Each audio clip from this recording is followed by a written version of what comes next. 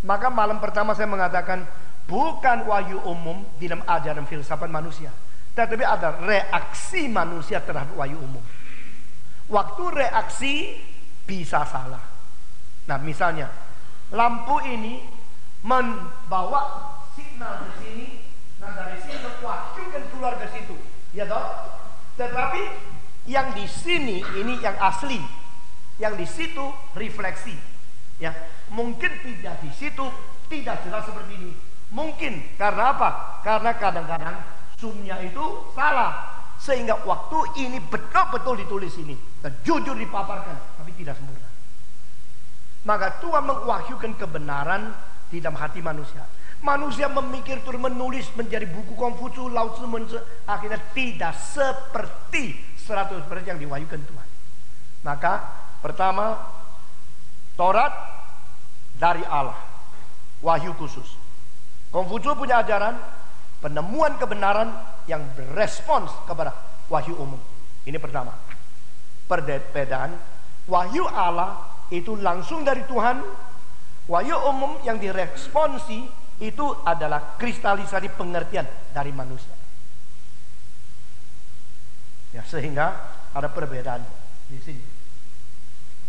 Ya. Jadi di sini ada sumbernya dari Allah, dari manusia. Ini ada tak mungkin salah. Ini adalah dari manusia reaksi mungkin salah. Begitu. Yang ketiga, wahyu dari Tuhan Allah ini di dalam hukum mempunyai fungsi yang organis, yang disebut organis itu dibentuk secara organik sehingga akibatnya mempunyai satu tenunan yang seluruhnya menjadi lengkap. Tetapi ini tidak. Jadi kita lihat Konfusius sama Manchu lain, Manchu sama Lao Tzu lain, ini semua lain. Zhuzi Baijia, ya, itu adalah semua the schools of the Chunqiu Zhanguo. Itu begitu banyak Zhuzi Baijia. Semua satu melawan lain, semua tidak bersama. Misalnya, waktu Konfusius mengatakan, papamu kalau mau hidup, pelihara dia dengan tata krama. Setelah mati, kuburkan dia dengan tata krama. Setelah kubur selesai, menyembah dia dengan tata krama. Kalimat itu waktu tulis selesai tidak lama, dilawan oleh seorang profesor sejaman dengan Konfusius, namanya Yang Zhi. Yang Zhu mengatakan, daripada mati kasih makanan enak-enak, lebih baik hidup kasih pelihara secukupnya. Ada yang hidup menyatakan kurang ajar sekali papa sama orang tua. Sesudah mati kasih pakaian yang bagus, orang lihat dia uthau, padahal yang makan dia sendiri. Jadi langsung dilawan, sehingga dari semua wahyu Tuhan tidak konflik satu dengan lain. Dari reaksi kabar wahyu umum satu konflik dengan yang lain, sehingga tidak ada organic unity. Tetapi di dalam wahyu yang diberikan di dalam perjanjian lama ini adalah Taurat. Taurat mempunyai fungsi apa? Pertama, menyatakan kesucian, keadilan, kebenaran dari Tuhan Allah. Lalu memberikan pengertian kita kurang suci, kurang adil, kurang benar. Nah, ini pertama. Jadi, melihat Taurat baru kita tahu kita terlalu jauh dari Tuhan. Ini pertama. Kedua, Taurat mengajar kepada kita harus sadar kita orang berdosa. Kita harus tutup mulut, jangan debat lagi. Kita lebih baik tunduk kepada Tuhan untuk dihukum. Jadi ini tiga ini dari Roma pasal 7, tiga yang ini dari Roma pasal 3. Lalu seluruhnya sudah selesai. Taurat menyatakan dosa kita supaya kita tahu kita perlu keselamatan. Kalau sudah rasa perlu keselamatan, kita datang kepada Yesus Kristus. Maka di sini Taurat membawa kita kepada Kristus. Ini organic unity-nya, membawa kita kepada Kristus. Sehingga setelah Taurat, Nabi. Setelah Nabi, maka Injil. Injil datang melengkapi apa yang tidak bisa diketahui oleh Taurat. Maka di dalam Taurat kita dapat apa? Dapat pengetahuan saya orang sakit. Seperti pergi ke dokter. Dokter itu namanya dokter apa? Dokter T. Pakai apa? Pakai mesin air. Dokter T, ya, saya mau tahu saya sakitnya apa. Masuk kamar air, sudah masuk, akhirnya keluar. Fotomu, paru-parunya lubangnya 5, kankernya 6. terus itu nomornya 7 ya. Nah ini loh, aduh ini paru-paruku ya, kalau gini mati gua, bagaimana ya? Oh jangan terlalu kecewa. Saya sih cuma dokter T, saya bisanya kasih R, saya tidak bisa sembuhkan engkau. Ini parumu, ini paru-parumu yang sudah lubangnya, kankernya, ada karu-karuan ini. Bawa pergi dokter I, di situ ada apa? Ada K. Lalu dia engkau pergi dokter I. Ada. Kenapa? Saya mau minta tolong. Kamu sakit ya? Sakit. Apa sakitnya? Keluarkan. Ini loh paru-paruku. Jadi mesti bagaimana? Oh ini kanker sudah stadium terakhir. Lalu gimana? Gak apa-apa. Saya ada obat bikin kamu sembuh. Ini obat mutakhir, satu-satunya. Dan siapapun berapa berat pun gak apa-apa akan sembuh. Akhirnya you makan. Sudah you makan, you akhirnya sembuh. Nah, dokter T sama dokter I sama enggak tugasnya? Enggak sama ya?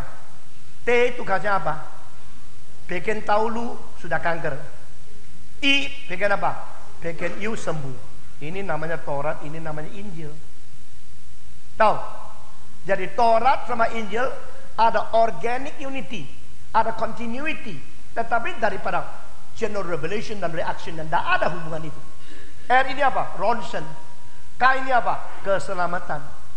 Melalui ronsen saya tahu saya harus mati. Melalui keselamatan saya bisa disembuhkan. Dokter apa yang kasih tahu saya mati? Dokter T, Taurat.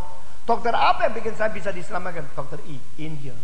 Jadi di perjanjian lama tahu lu mati. Di dalam Injil tahu lu hidup lu. Nah, gitulah. Nah, itu yang tidak ada di dalam Konghucu. Jelas ya? Amin ya. Ada lagi pertanyaan lain? Kalau tidak ada ya sudah tidak ada lagi. Laut lah. Konghucu selesai pulang lah. Daripada kacau lagi. Apakah menurut Bapak di dalam Konghucu ada self-editing sendiri selain dibandingkan sama Injil? Oh, kalimat yang bagus sekali. Konghucu, semua kultur, semua kebudayaan, semua filsafat, kalau sudah mempunyai satu sistem satu yang close, berarti menganggap diri sudah sempurna. Itu akan menjadi satu reaksi, yaitu side effect rejection to the truth. Akhirnya Konghucu itu orang yang makin ketat kalau Konghucu, makin merasa sudah cukup, makin gampang menolak Yesus. Karena dia kira tidak perlu, tidak usah Yesus pun saya sudah begitu baik. Maka kita orang Kristen belajar apa yang mereka tahu supaya tahu diri, tahu mereka. Tapi mereka tahu diri tidak mau tahu kita, mereka akan menjadi close system. Begitu. Jadi self-defeating di dalam reaction kepada wahyu umum sama self-defeating di dalam sistem melawan Tuhan. Itu lain, Anton. Kalimat itu dari kalimat saya kan.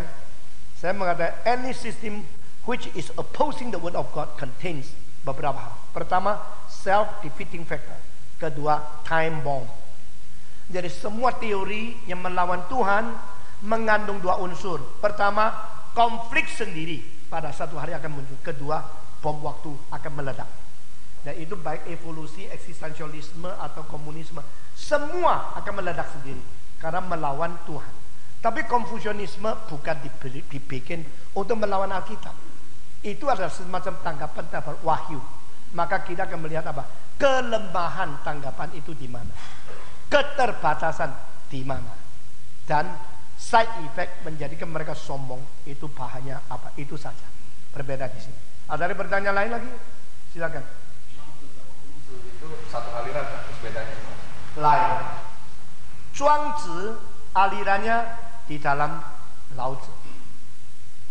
Ya. Zhuangzi alirannya sama sekali bukan di Kongzi. Kongzi alirannya belajar.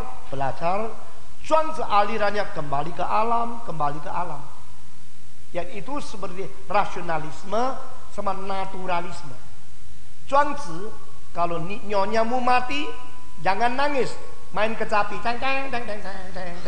Hidup memang begitu, mati ya sudah. Itu Zhuangzi. Ya. Kalau Konghucu nyonyamu mati, merungut, nggak boleh ketawa. Kalau perlu panggil orang ikut nangis. Di Tiongkok itu sampai ada profesional ahli nangis. Waktu encek saya mati, dia bukan Kristen, disuruh Kristen sampai mati tidak mau. Beda 3 tahun sama papa saya. Encek mati, saya mesti pergi. Waktu itu saya umur berapa? Saya waktu itu umur 6. Papa saya mati, saya umur 3. Encek saya mati, saya umur 6.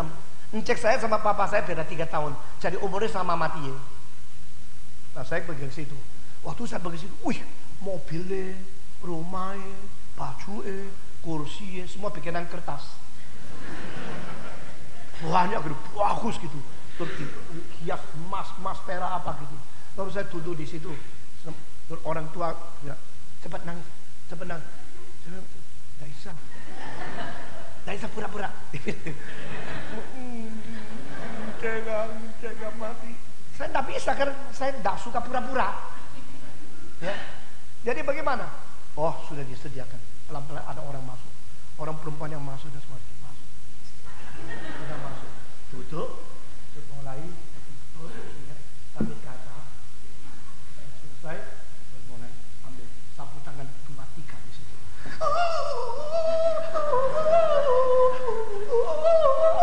Ada syairnya. Ada nadanya. Loh, saya waktu itu masih umur 6. Tertarik sekali. Loh, kok bisa ya nangis ya? Betul keluar air mata. Aku sampai terharu, tapi tidak bisa juga. Saya tidak bisa. Dia bisa. Itu profesional, sudah dilatih. Kalau ada orang-orang perempuan nangis, itu namanya cunning woman. Di dalam Yeremia ada. Di dalam buku Yeremia ada. Mereka nangis gitu ya. Orang lihat, nah coba. Anak itu berapa cinta orang tua. Nangisnya kayak gitu. Itu baru sungguh-sungguh anak baik.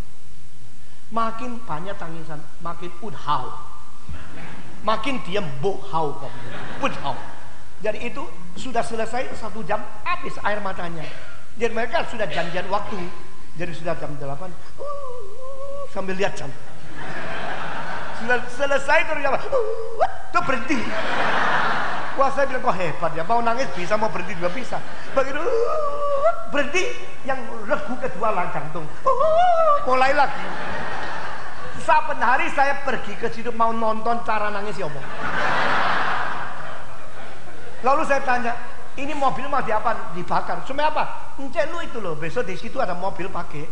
Jadi ini mobil dikirim ke situ, rumah dikirim ke situ, babue berapa, apa semua berapa dikirim. Supaya besok di situ ada babue. Lah aku bilang, beli bensinnya di mana nih?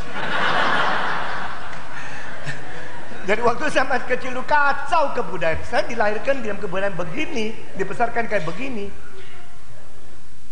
Itulah. Ada pertanyaan lain? Masih ada pertanyaan lain? Sudah tidak ada ya? Silakan.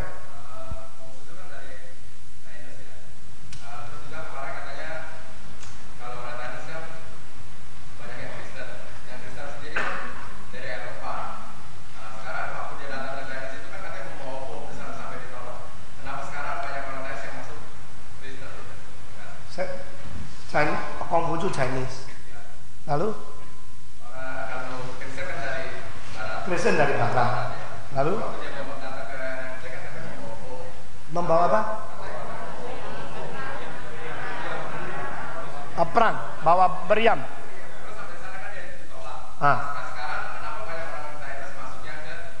Oh gitu. Jadi ini pertanyaan ini meliputi secara panjang ya. Coba. China sekarang penduduknya berapa? 1.279 juta. Ya. Kristennya berapa? Kira-kira saya perkirakan 120 juta. Jadi masih ada 1.100 berapa? 59 juta yang belum Kristen. Jadi kalau you bilang 120 juta itu banyak enggak? Persentasinya belum 10%. Ya, belum 10%. Tapi ini sudah separuh penduduk Indonesia. Ya. Chinese itu selalu bangga orang banyak. Waktu siapa itu?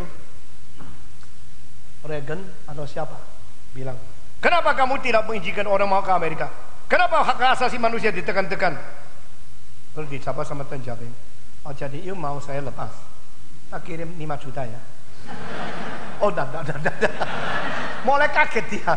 Kalau 5 juta yang datang gimana? Orang Chinese kadang-kadang sombong luar biasa. Kita semua kasih keringat lu situ banjir. Kita bilang, wah lu bau, dia bilang. Ya, satu kali kita kencing sungai lu banjir. Karena saking banyaknya orang jadi sombong. Jadi kalau dibilang sekarang banyak orang Chinese Kristen tidak lebih 10%. Tetapi jauh lebih baik daripada Jepang.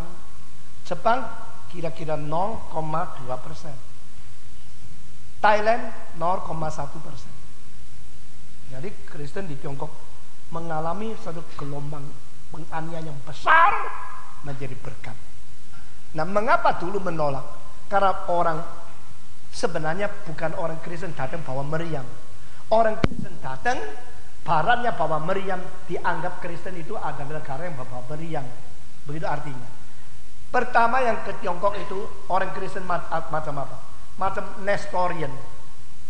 Nestorian itu adalah orang yang berada di Syria.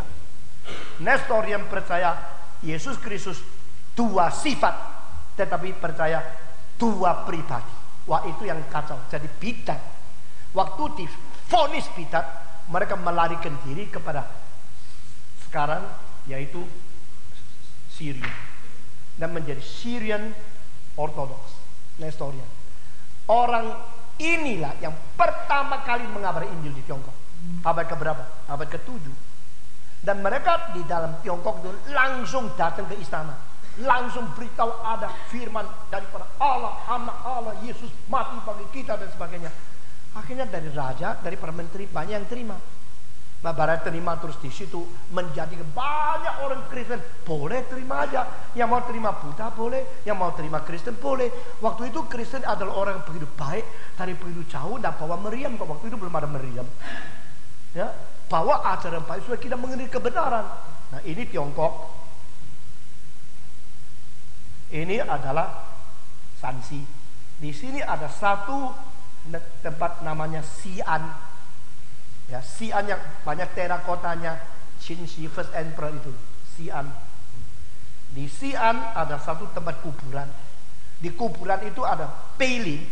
Peilin itu adalah semua tempat-tempat daripada nisan-nisan batu yang ukiran-ukiran kuno itu seluruhnya. Di dalamnya ada satu nisan yang tingginya 180 cm sampai tambahannya 200 lebih. Itu namanya apa? Namanya seperti Hammurabi Stone, seperti Rosetta Stone di itu Prancis sama di Inggris British Museum. Itu namanya Da Qin Jing Jiao Liu Xing Bei.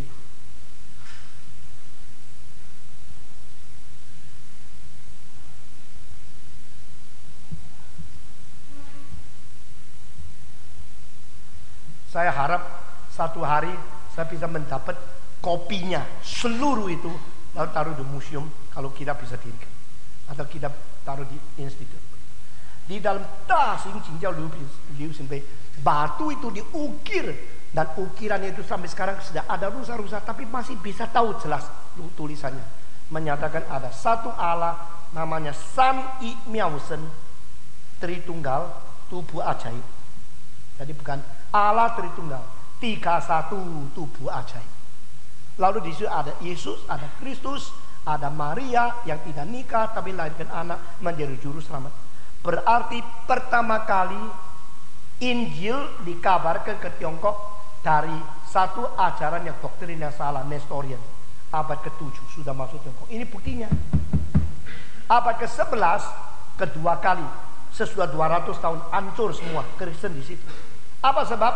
Karena Kristen di situ waktu itu terlalu kompromi. Istilahnya pakai istilah Buddha supaya orang Tiongkok tidak terlalu kaget. Seperti sekarang ada orang bilang, iya, kan Muslim artinya orang taat sama Tuhan. Kita juga orang taat sama Tuhan. Oke, kita panggil kita Muslim, setuju nggak? Saya melawan itu di dalam satu konferensi di mana semua politikus Indonesia yang muda membicara. Lalu ada beberapa orang senior mengatakan, saya bilang jangan. Karena di dalam Tiongkok sudah ada kasus seperti ini. Mempergampang rakyat menerima kita. Akhirnya kita jangan terlalu berani menonjolkan kita punya identitas. Tapi dalam 200 tahun hancur lebur, sama sekali agama Kristen habis. Sesudah habis itu tunggu lagi hampir 400 tahun baru ada penginjil ke Tiongkok lagi. Itu abad ke-11. Siapa namanya? John of Montecoveno, orang Katolik. Jadi ini kali bukan Nestorian, John of Montecoveno. Datang ke waktu dia datang sudah bukan dinasti Tang. Sekarang sudah dinasti Yuan. Yuan itu Mongolian. Dan di situ dia menanam Injil, tidak lama lagi hancur lagi.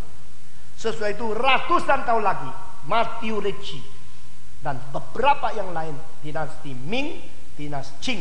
Sampai yang saya katakan di hari kedua, waktu Kangxi karena tidak boleh menyembah kepada orang tua, lalu hancur-hancuran, penganiayaan semua diusir, gereja dibakar dan sebagainya.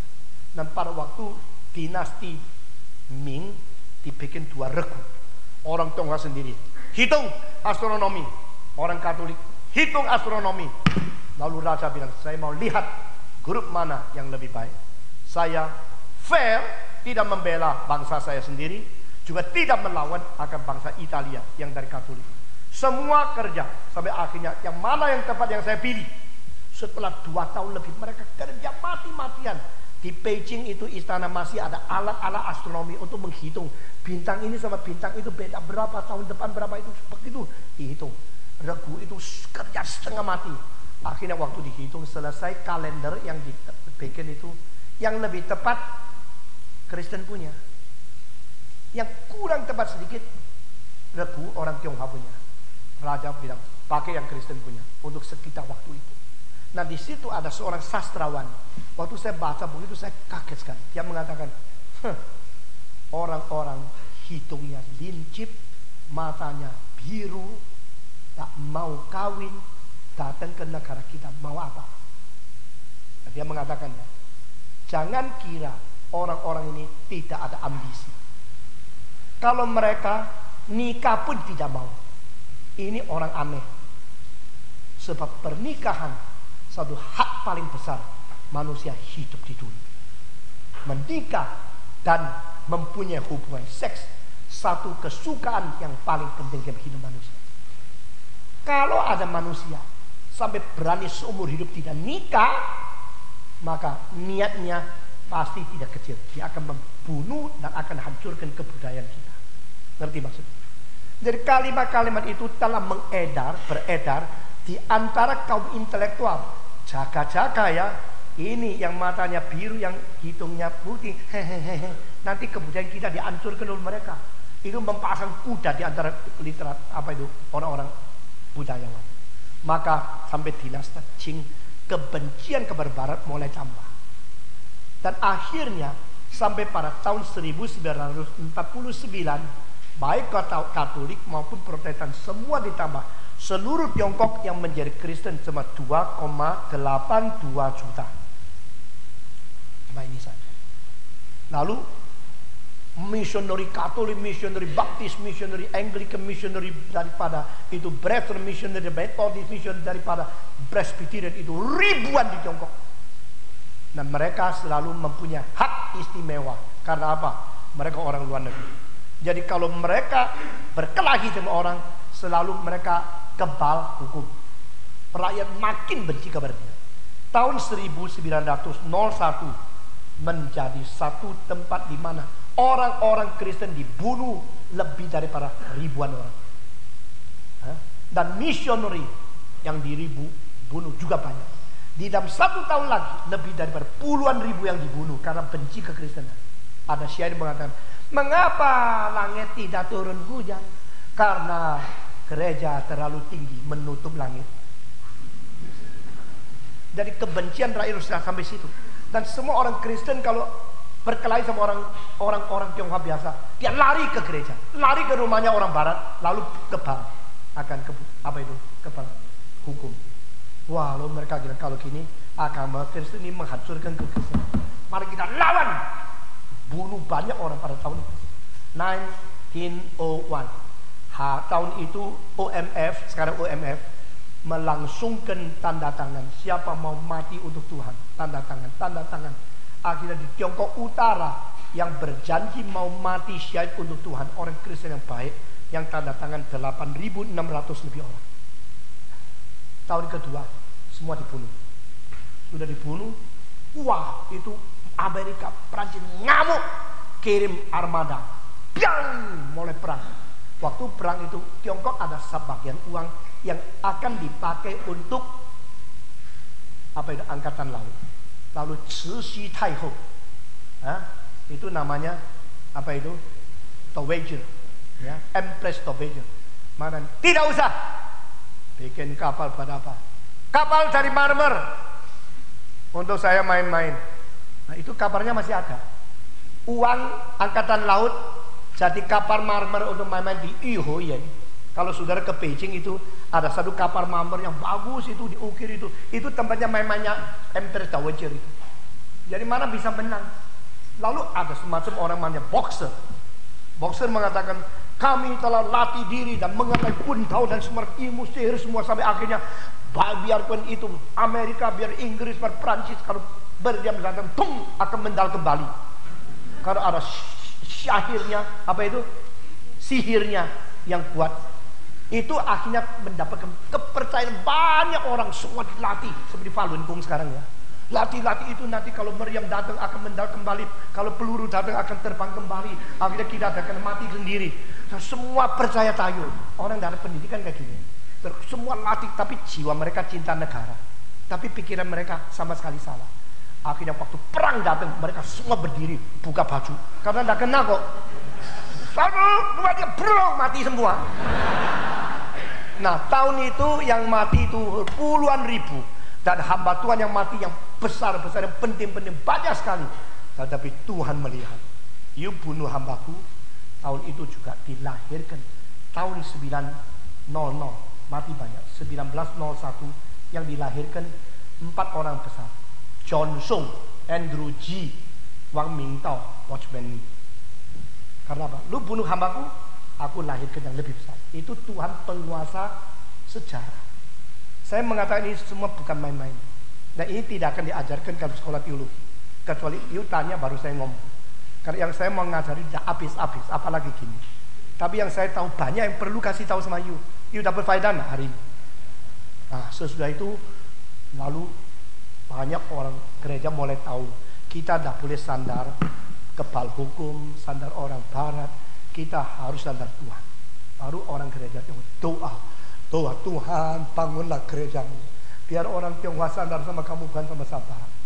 Waktu itu semua pikir tahun 49 kalau semua misioneri keluar dari Tiongkok, gereja Tiongkok akan abruk. Tuhan bilang tidak, biar misioneri semua out, saya kasih tahu, tak usah orang-orang ini, tetap gereja jalan. Nah ini kepercayaan saya. Barang siapa rasa dia penting, silakan out. Karena Tuhan akan bekerja tanpa jasa manusia, dia bisa bekerja. Setelah misioneri diusir semua keluar, boleh bertumbuh. Dari 2,82 sekarang menjadi lebih dari 120 juta orang Kristen di Tiongkok. Amin. Heran sekali. Jadi cara kerja manajemen di luar sama di dalam kerajaan Allah lain sekali. Jadi kita harus bersandar kepada dia. Nah sekarang orang Tionghoa ada pengharapan apa? Tuhan biarkan dulu Mao Zedong meraja rela. Waktu Mao Zedong paling raja rela itu tahun 66 sampai 76.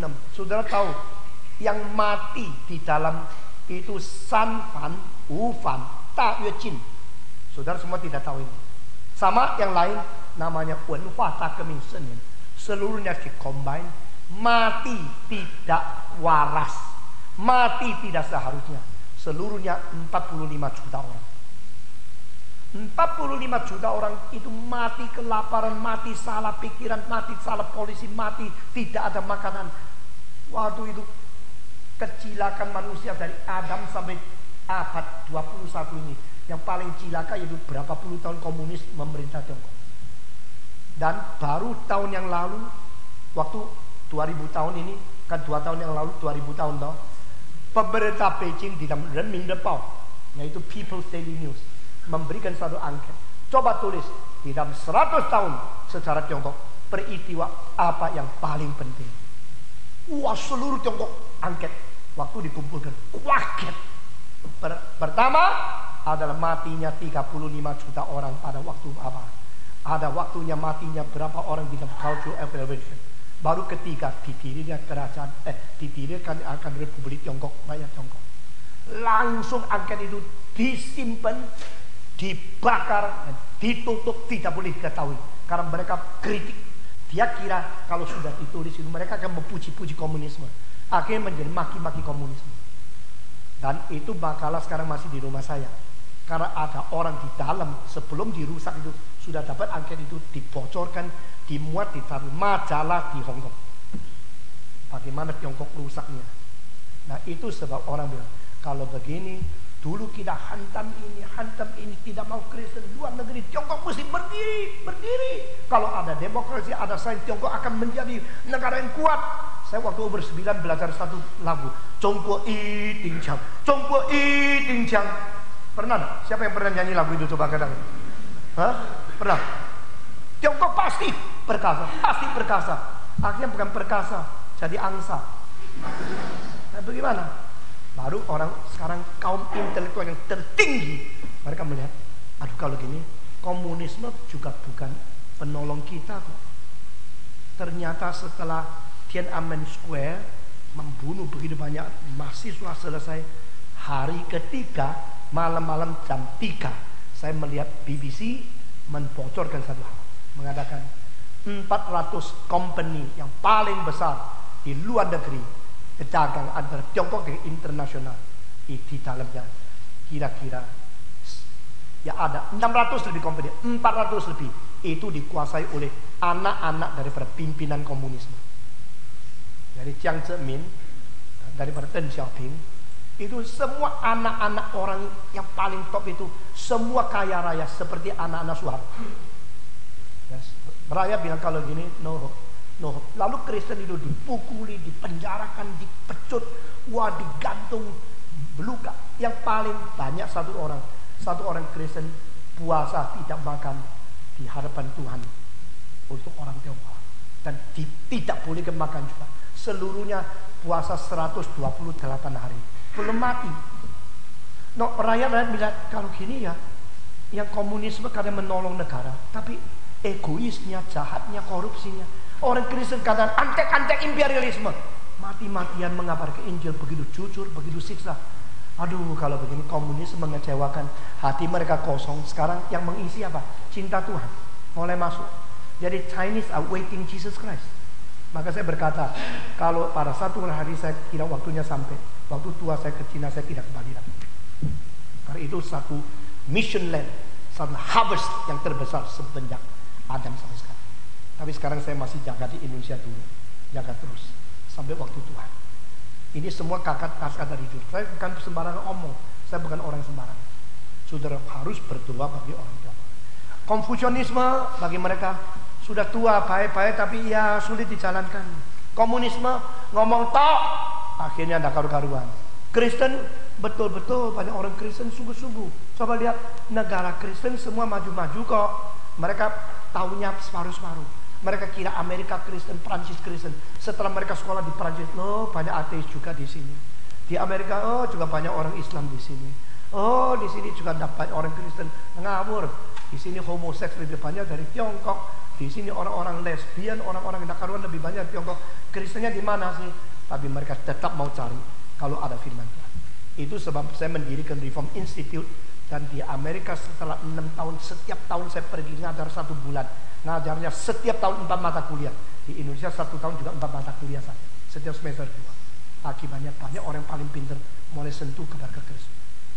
Dan saya tidak boleh diikat oleh satu gereja, Granada atau apa. Saya harus melayani seluruh zaman. Amin. Nah, ini semua ada cetusan hati supaya ibu mengerti. Nah, kalau di sini gerakan bisa baik adalah karena pimpinan Tuhan. Dan saya minta orang yang betul-betul mengerti hati saya dan beban saya meneruskan. Yang tidak mengerti silakan tidak usah ikut. Karena ini satu gerakan yang sangat mulia. Oke, hari ini saya kira sulit untuk mengajar banyak lagi daripada Lao Tzu. Kalau perlu tahun depan saya atau semester yang kasih lagi 1 kali ya. Mau nggak? Nah, kita mengajar lagi laut yang teliti lagi. Ada pertanyaan lagi hari ini kita menjadi bebas bicara saja. Ada lagi pertanyaan? Silakan. Beberapa tahun yang lalu Pak Tom pernah mengadakan Chinese filosofi. Saya tidak mengikuti. Apa bedanya dengan yang sekarang? Pertama itu, kedua. Ya itu dengan kasih nanti bisa beda sendiri. Terus yang kedua, apakah Konghucu mengajarkan perkawinan yang monogami? Mengenai perbedaan bahan-bahan banyak yang sama, tapi waktu tanya jawab ini kali paling hidup. Dengan pertanyaan-pertanyaan Anda yang bermutu sudah menggali banyak hal yang saya tidak kasih di dalam pelajaran, ya toh? Dan itu semua banyak hal yang penting sekali sudah saya katakan. Itu bagus. Kedua, Konghucu mengajar poligami tidak, tetapi side effect ya. Kalau seorang istri tidak melahirkan, dia dengan sendirinya Mencius, bukan Konghucu. Kalau tidak ada anak, kurang ajar paling besar kepada orang tua. Masa orang tua nenek moyang beribuan tahun turun sampai saya di stop. Saya cut. Jadi nenek moyangku punya jasa itu semua berhenti karena saya. Saya bikin nenek moyang saya tidak ada cucu, bikin papa saya tidak ada cucu, bikin engkong saya tidak ada buyut. Dosa saya dong. Maka cepat-cepat nikah satu lagi. Dan di situ yang perempuan yang pertama tidak bisa apa, memang dia tidak lahirkan, nangis. Akhirnya keluarga perempuan kedua datang. Nah saudara-saudara, papa saya dengar ya, setelah istrinya mati, dibawa pulang ke Tiongkok, dia datang lagi ke Indonesia, jatuh cinta sama mama saya, menikah sama mama saya. Begitu menikah sampai di kapal, dikasih tahu sama babunya, orang kaya waktu itu, kira lu istrinya ya, di Tiongkok sudah disediakan satu lagi. Mama saya nangis suara keras di kapal. Kapal itu dia pakai first class, yang paling mewah. Dia nangis, orang tidak dengar. Papa saya terus menghibur, itu bukan mau saya, itu papa saya. Karena dia takut saya datang ke Indonesia, dapat orang Indonesia tidak mau pulang, maka dia suruh orang lain tunggu saya di situ satu lagi. Tapi you yang saya pilih. Mama saya tidak ngerti, tidak mau ngerti. Sampai di Tiongkok, begitu masuk sudah disediakan istri yang lain. Jadi mama saya baru tahu saya nikah sama seseorang yang juga disediakan istri sama orang tuanya yang lain. Mama saya nangis terus. Akhirnya mesti hidup dengan seorang perempuan yang sudah disediakan orang tua. Bagaimana? Suami dibagi. 1 minggu 3 hari di sini, 3 hari di situ. Kasihan tak? Wah, dia seorang pengharapan besar, sekolah Belanda, akhirnya begini. Nah itu mengapa gini? Karena Chinese culture. Ya, saya tidak segan mengatakan apapun. Nah ini semua fakta. Dan akhirnya dua menjadi Kristen. Mama saya sama mama satu yang disediakan orang tua juga jadi Kristen. Itu elek kok. Dari kecil saya lihat elek. Mama saya bagus, maka saya lumayan gitu. Ya, itu elek. Jadi anak banyak sekali. Saya kalau ke Tiongkok cari mereka, akhirnya 2 keluarga jadi baik, sama-sama ke gereja dan sebagainya. Tapi waktu sebelum Kristen, waduh hatinya kayak ditusuk sama pisau. Keluarga Tiongkok ya banyak wanita itu hidupnya kayak di neraka. Karena suami sewenang-wenang mau apapun boleh. Coba kalau istri suami mati langsung nikah dibagi satu kampung. Tapi kalau suami istri masih ada, mau cari gunting lagi berapa biji tidak ada orang maki, asal dia punya uang cukup. Itu adalah poligami unconsciously as a side effect, not the direct teaching of Konghucu. Oke, ada pertanyaan lagi? Silakan. Habis ini kita ngasuh sebentar. Ini barangkali menyimpang Pak ini dari saya filsafat ini. Barangkali menyimpang dari filsafat yang kita apa sekarang. Silakan. Menurut firman Allah ya, bahwa orang Israel itu dijanjikan kepada tanah Kanaan. Dan memang dalam perjanjian lama itu telah kita ketahui. Nah sekarang pertanyaannya Pak, sampai di manakah kebenaran firman Allah itu menurut pendapat kita di Alkitab mengenai bangsa Israel? Seperti sekarang bangsa Israel sekarang terus apa kesana dengan bangsa lain. Jadi maksud saya sampai di mana penafsiran kita mengenai Alkitab, mengenai tanah Israel, mengenai bangsa Israel. Ya. Oke, ini jawab terus kita ngasuh sebentar ya. Saya tidak lihat ada jalan keluar untuk perdamaian Timur Tengah. Bukan saya tidak lihat, tidak mungkin ada. Maaf ya, orang akan bilang Stephen Nong pesimis. Peristiwa terbesar di sejarah tidak akan terjadi di lain tempat, tetapi di Holy Land. Besok dunia akan kiamat. Waktu Hamagedon, perang di situ. Rusia nothing, China nothing, Amerika nothing, Inggris nothing, Prancis nothing. Tapi Timur Tengah itu ada truly something untuk menunjuk kepada where is history going. Sejarah akan kemana? Dan semua orang seperti Clinton itu main-main, bikin damai, bikin apa, supaya apa? Dia dapat Nobel Prize. Tak mungkin mendamaikan. Dan satu ayat lagi, Alkitab mengatakan Israel akan dibenci oleh semua negara. Makin lama makin jadi dong. Sekarang negara yang pro Israel sisa Amerika, Inggris sedikit. Ya. Lalu makin lama makin tidak mungkin. Dan saya ketemu sama seorang Israel. Kenapa engkau begitu keras hati? Dia bilang kita Israel sudah tahu siapapun tidak bisa dipercaya. Amerika pun dia percaya. Kita hanya percaya diri kita sendiri. Kalau kita tidak berjuang, kita cari dulu sudah mati. Satu-satunya jalan kita sendiri berjuang mati-matian untuk membela.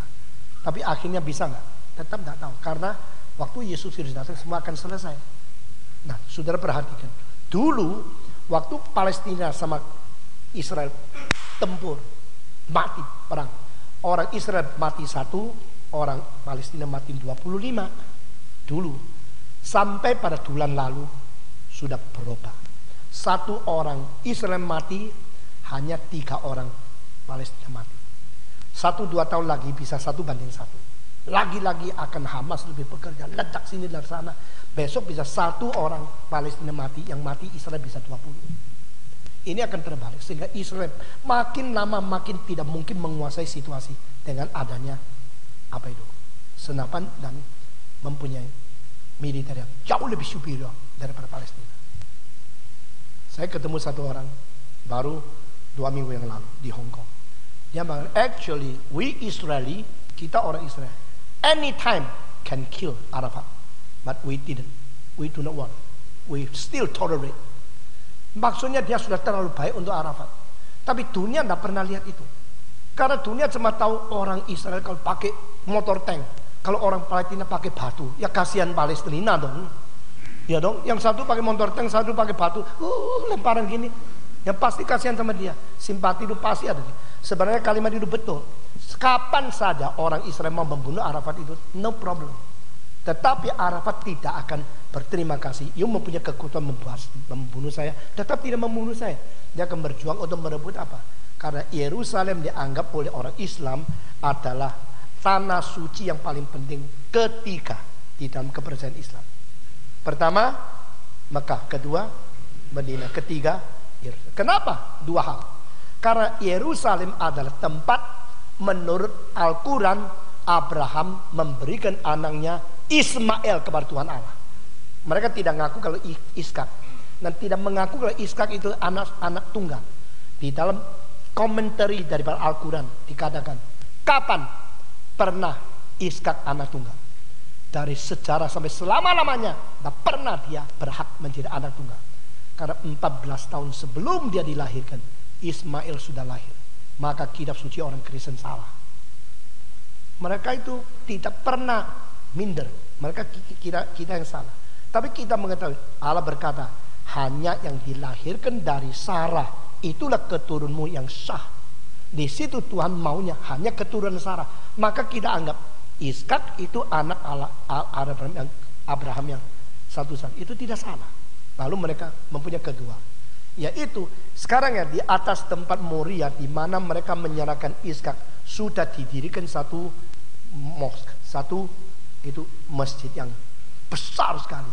Yang you lihat sekarang itu bukan tempat bait Allah. Itu cuma menjadi, sudah dikonversi menjadi tempat suci orang Islam berdasarkan batu. Itu namanya Gunung Moria.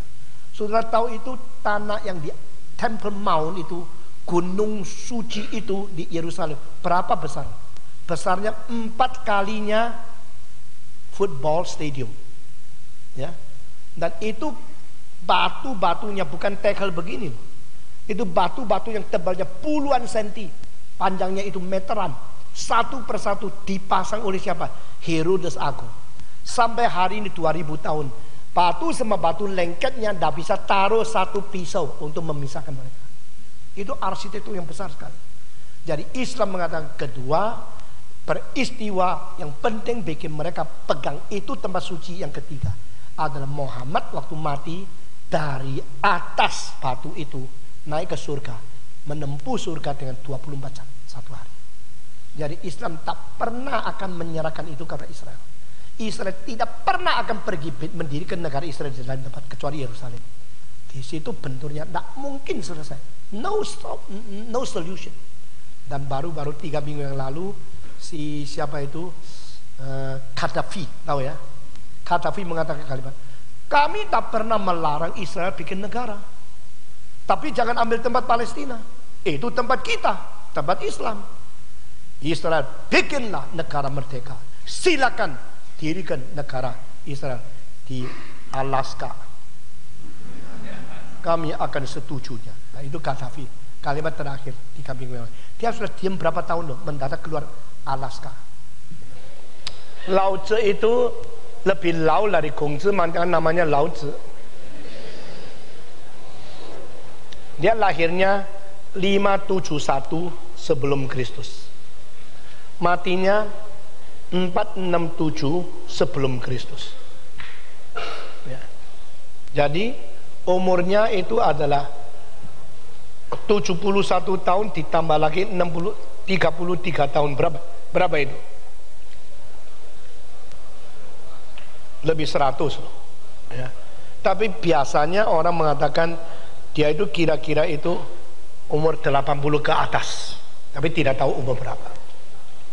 Nah, orang ini ada pejabat kecimpung di dalam pemerintahan. Tetapi pada waktu dia tua, dia merasa dunia ini terlalu kosong, politik terlalu kotor, masyarakat terlalu rusak, manusia terlalu digoda oleh uang dan profit, tapi tidak banyak memikirkan moral dan firman yang sesungguhnya. Maka dia kecewa. Sudah kecewa, terus dia mengambil keputusan pergi dari dunia masyarakat yang ramai ini untuk menghidupkan semacam sifat diri yang tenang dan bersatu dengan alam semesta. Lalu dia pergi. Pergi itu dia tidak mau naik kuda karena terlalu cepat. Naik kerbau yang sangat sederhana. Maka Lao Tzu naik kerbau. Sudah naik kerbau, dia pelan-pelan jalan.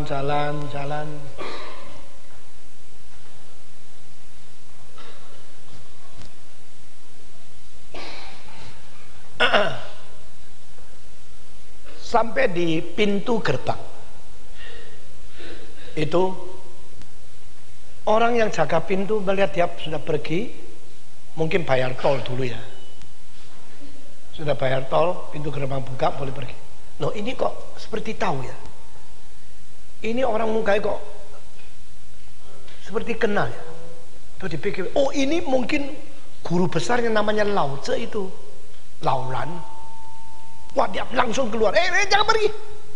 Dipanggil, kamu Lao Tzu ya? Kenapa lu tahu gua siapa? Pokoknya betul nggak you Lao Tzu? Ada apa sih? Betul nggak you Lao Tzu? Ya, saya orang tua mau pergi. Kalau you mau pergi, kasih tahu saya mau pergi mana, berapa lama? Ya, dirongrong sampai akhirnya dia ngaku, saya ini pergi karena kecewa sama dunia. Saya sangat kecewa sama masyarakat. Maka saya ini terakhir berada di kota ini. Saya keluar akan tidak kembali lagi untuk selama-lamanya. Oh, tidak bisa dong.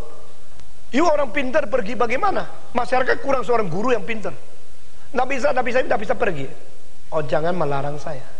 Saya mau hidup masa tua di dalam kebebasan, di dalam alam, di dalam kesukaan yang jiwaku tidak terikat oleh apa-apa.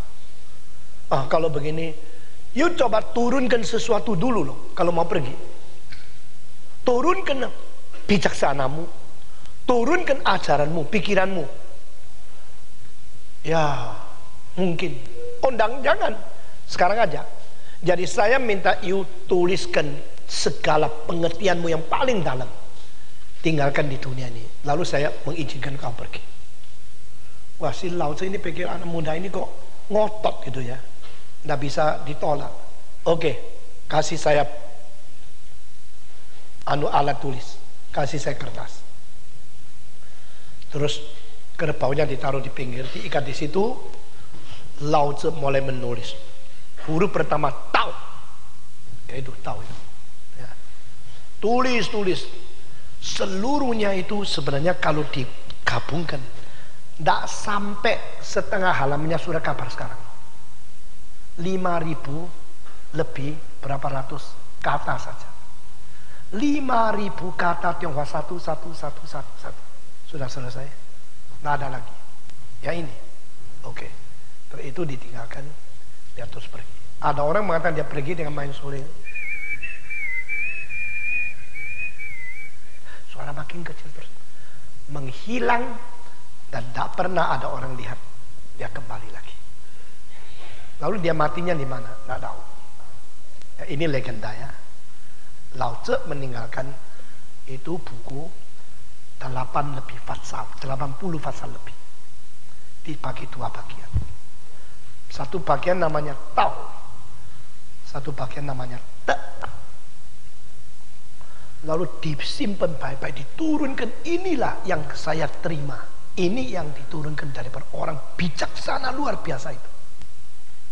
Nah, saudara-saudara, tidak ada kitab yang hurufnya lebih sedikit daripada kitab ini. Karena cuma 5.000 lebih sekian kata saja. Kalau taruh di buku sekarang, itu kira-kira tidak sampai 4 lembar, 5 lembar. Tetapi kitab yang begitu tipis, mengandung arti yang begitu dalam, mencakup wilayah yang begitu luas, itu juga tidak pernah ada di dalam sejarah manusia. Maka disebut sebagai Tao Te Ching. Tao Te Ching, semua Tao Te Ching. Tao Te Ching dianggap buku yang paling dalam untuk mengerti alam semesta dan sifat manusia yang paling baik. Dia punya pikiran lain sama Kongzi. Kalau Kongzi memikirkan fokus ke kewajiban manusia di dunia ini, dan dia mengatakan, kalau engkau tidak kait dengan kalam, firman, dan alam, langit dan bumi, engkau jadi manusia pun tidak tahu apa artinya. Yang disebut tata krama itu bikinan manusia. Yang disebut segala peraturan itu tradisi sejarah. Tapi hatimu semurni, seinosen, sebersihnya seperti anak-anak, itulah sifat manusia yang paling asli. Maka Tao itu satu dalil di alam semesta. Te, sesuatu karakter di dalam dirimu. Ada Tao, baru ada Te. Dengan adanya Tao di dalam, maka engkau boleh memelihara Te pada hidupmu. Kitab Tao sama Te, Tao Te Ching. Ya. Dan Tao Te Ching mempunyai tempat di dalam seluruh dunia yang sangat-sangat tinggi. Kitab kuno dari Tiongkok, selain Analek dari Kongfucu yang dipandang tinggi oleh seluruh dunia, Tao Te Ching sama sekali tidak kalah tingginya. Lao Tzu lebih tua banyak daripada Kongfucu. Maka ada satu legenda, Kongfucu itu pergi cari Lao Tzu. Dia dengar ada seorang namanya Lao Tzu. yang umurnya lebih besar dari dia puluhan tahun. Maka dia mau menerima pelajaran.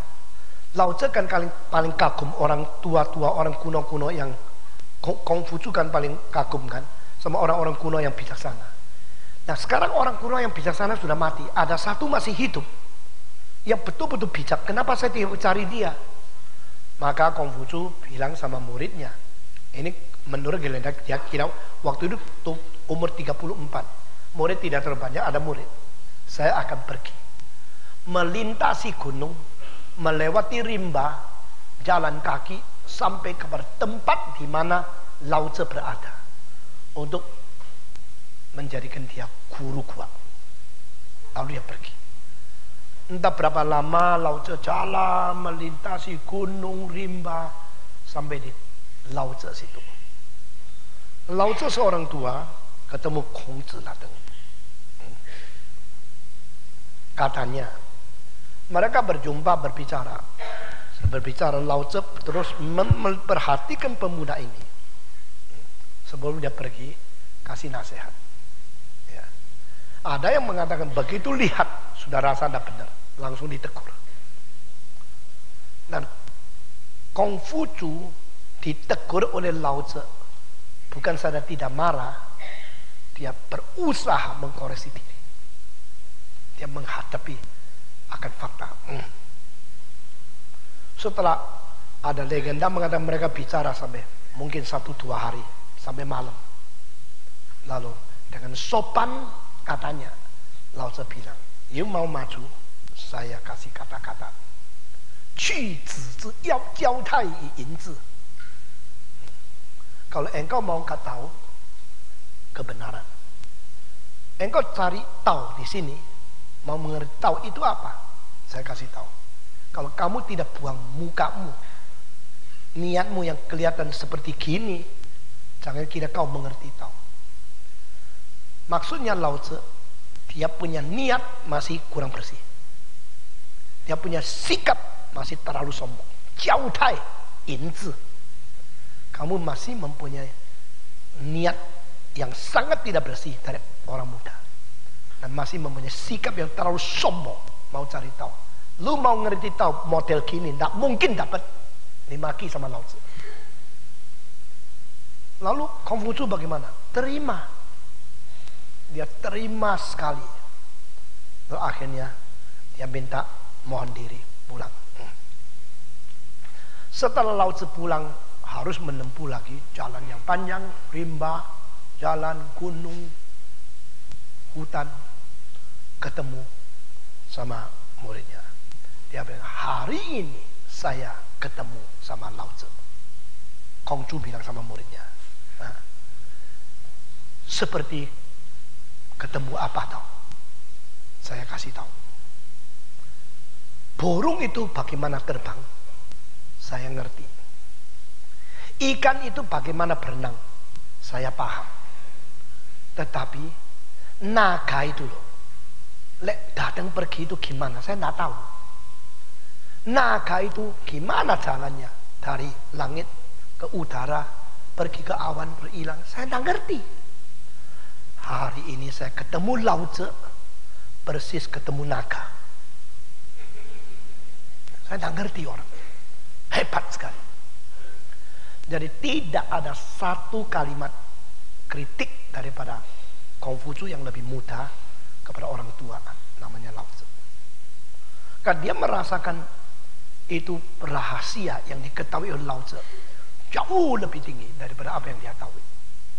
Maka dia menganggap orang biasa itu seperti ikan, orang biasa itu seperti burung yang di laut, yang di angkasa, burung-burung bisa dilihat kok. Itu tetap diselidiki, tidak sulit, dangkal. Tetapi Lao Tzu ini terlalu dalam, terlalu mistik, datang perginya. Dan dia punya bijaksananya adalah melebihi semua manusia, seperti naga adanya. Ini adalah legenda Kongfucu ketemu Lao Tzu. Ya. Lao Tzu di dalam suratnya banyak menyinggung tentang Tao. Dan Tao yang dikatakan Lao Tzu itu sama Konghucu lain sekali. Ada satu kalimat yang boleh membuktikan bedanya konsep Tao di dalam ajaran Lao Tzu dengan Konghucu. 形而上者曰道，形而下者曰气。Ini kalimat dari Lao Tzu. Maksudnya, hanya yang berada di atas, di luar semua bentuk, itu namanya Tao.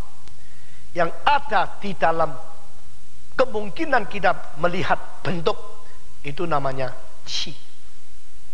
Jadi Tao itu bukan sesuatu yang di dalam dunia yang kita hidup sekarang ini. Adalah sesuatu yang tidak kelihatan, tetapi yang menjadi dasar, menjadi fondasi, yang menjadi pengarahan dari segala sesuatu yang kita hidup dan kita lakukan ini. 形而上者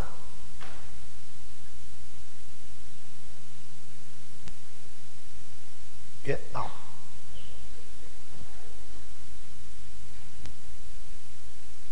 Nah, itu betul-betul tidak kelihatan.